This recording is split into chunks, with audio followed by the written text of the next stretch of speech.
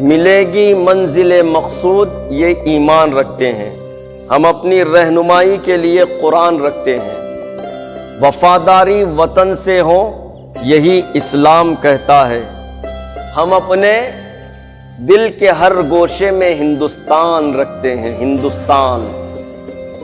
حضرت مولانا جعفر علی تھانیسری رحمۃ اللہ علیہ تاریخ کالا پانی میں لکھتے ہیں کہ مجھے، یعنی حضرت مولانا جعفر علی تھانیسری رحمۃ اللہ علیہ اور ان کے ساتھ چند علماء و مسلمان کو انگریزوں نے پکڑ لیا، گرفتار کر لیا اور سیدھا امرتسر جیل لے کر گئے۔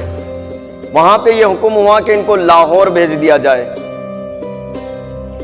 حضرت مولانا جعفر علی تھانیسری رحمۃ اللہ علیہ اور ان کے ساتھ جتنے بھی علماء اور مسلمان گرفتار ہوئے تھے وہ لاہور پہنچ گئے۔ وہاں کا جو جرنل تھا وہ بہت زیادہ سخت مزاج تھا اور وہ دشمن تھا ان لوگوں کا جو تحریک آزادی میں حصہ لیتے تھے، انگریزوں کے خلاف لڑتے تھے، بہت زیادہ سخت مزاج تھا۔ وہاں پہ بھی یہ حکم ہوا کہ ان کو لاہور سے ملتان بھیج دیا جائے۔ حضرت مولانا جعفر علی تھانیسری رحمۃ اللہ علیہ کہتے ہیں کہ اس جرنل نے لوہے کے پنجرے بنوائے، اور وہ بھی کیسے؟ لوہے کا پنجرا ہے، اس کے اطراف میں پورے کیلے ہیں، تیز، چاقو کے مانند رہتا نا، تیز۔ مولانا کہتے ہیں جعفر علی تھانیسری رحمۃ اللہ علیہ کہ وہ پنجرا ایسا تھا جس میں فقط صرف ایک آدمی بیٹھ سکتا تھا، ایک آدمی، اور لاہور سے ملتان ان پنجروں میں بیٹھ کر جانا ہے، اور وہ بھی کیسا کہ ریل کی جو ڈبے ہوتے اس میں وہ پنجرے رکھ دیے گئے۔ بیان کرتے ہیں کہ لاہور سے ملتان ہم لوگوں کو 3 مہینے سفر کرنا پڑا، 3 مہینوں کے بعد ہم لوگ پہنچے۔ مولانا جعفر علی تھانیسری رحمۃ اللہ علیہ بیان کرتے ہیں کہ جب ٹرین چلتی، ٹرین چلنے کی وجہ سے اس کی جو بوگیاں ہوتی، ڈبے ہوتے، وہ ہلتے، تو پنجرا بھی ان کے ساتھ کیا ہوتا؟ ہلتا۔ پنجرا ہلنے کی وجہ سے، کیونکہ بوگیاں ہل رہی، ان کے ہلنے کی وجہ سے کبھی ہمارے پیٹ میں، کبھی ہماری پیٹھ پر، کبھی ہمارے پیروں میں وہ کیل کیا ہوتی؟ گھس جاتی، اور وہاں سے خون نکلنا شروع ہوتا، اور ایسا دردناک، کربناک وہ سفر تھا۔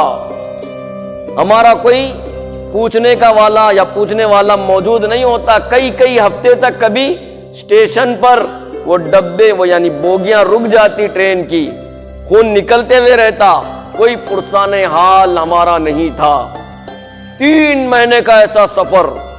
خود حضرت مولانا جعفر علی تھانیسری رحمۃ اللہ علیہ کہتے ہیں کہ ایسا دردناک وہ سفر تھا کہ میں حقیقت کو بیان نہیں کر سکتا، ان تکلیفات کا میں آپ کے سامنے بیان کرنا میرا محال ہے، ایسا تکلیفناک وہ سفر تھا۔ بہرحال 3 مہینے کے بعد جب ہم لوگ ملتان گئے، وہاں پہ یہ حکم ہوا کہ ان کو پھانسی دے دی جائے۔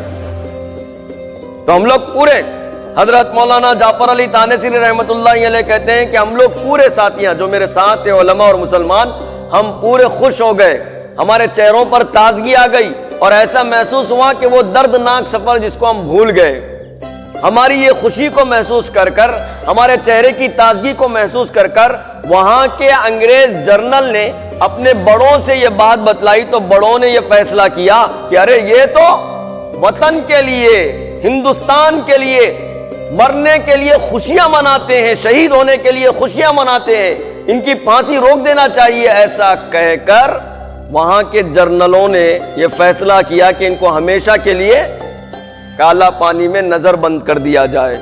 تو اس وقت حضرت مولانا جعفر علی تھانیسری رحمۃ اللہ علیہ نے جو الفاظ کہے، آج بھی وہ کتابوں میں موجود ہے۔ حضرت مولانا جعفر علی تھانیسری رحمۃ اللہ علیہ کہتے ہیں کہ مستحق دار کو حکم نظر بندی ملا، مستحق دار کو حکم نظر بندی ملا، کیا کہوں کیسے رہائی ہوتے ہوتے رہ گئی۔ اس ہندوستان کے لیے، اس وطن کے لیے حضرت ٹیپو سلطان رحمت اللہ علیہ نے جام شہادت نوش کیا۔ اس وطن کے لیے حافظ ضامن شہید رحمت اللہ علیہ نے جام شہادت نوش فرمایا۔ اس وطن کے لیے اشفاق اللہ خان نے اپنی جان کو دے دیا۔ تب جا کر مسلمانوں کی قربانیاں اور پابند سلاسل یعنی جیلوں کی صوتوں کو برداشت کرنے کے بعد یہ ملک آزاد ہوا، یہ ملک آزاد ہوا۔ بہار اب جو گلشن میں آئی ہوئی ہے، بہار اب جو گلشن میں آئی ہوئی ہے، یہ ٹہنی ہماری ہی لگائی ہوئی ہے۔